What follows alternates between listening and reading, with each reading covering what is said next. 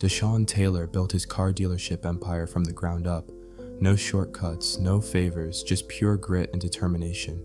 From selling used cars on street corners to owning a multi-million-dollar luxury auto brand, his journey was the definition of resilience.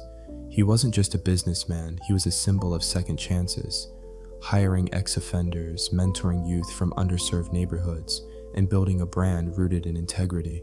But one quiet morning, that integrity was tested.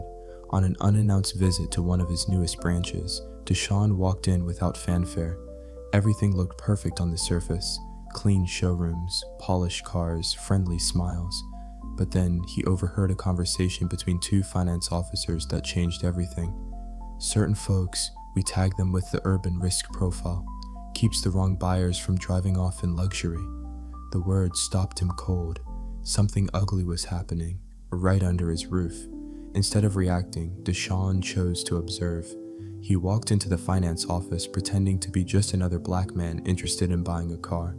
The shift in body language was instant. Polite smiles, colder eyes, cautious glances. When they pulled up his credit options, there it was.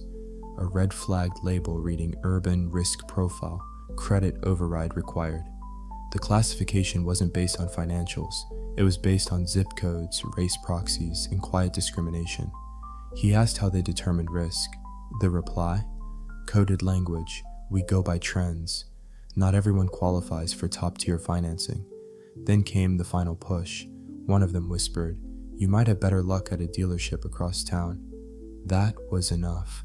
Deshaawn stepped outside and called his legal team. 10 minutes later, he returned, not as a customer, but as the CEO. With 2 attorneys and a regional director behind him, he walked back into that office and dropped the contract on the desk. Tapping the red ink label, he asked calmly, "How many people have you denied because of this?" Silence. Then, with 4 words, he made his move. "You're all terminated, immediately." The room froze, customers gasped, employees paled. Justice didn't need to be loud, it needed to be final. He looked around and said, "This dealership is meant to empower, not profile." And just like that, everything changed. The story went viral. But Deshaawn didn't stop there. He launched a full investigation across all his dealerships. The discriminatory label was removed from every system. Bias training became mandatory.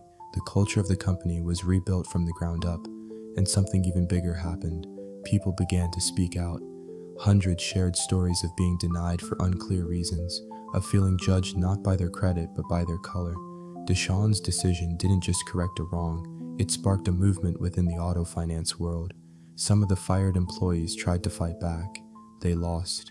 This time, the system didn't protect the gatekeepers, it protected the truth. And now, one question echoes louder than ever. How many other businesses have codes like these, hiding in plain sight?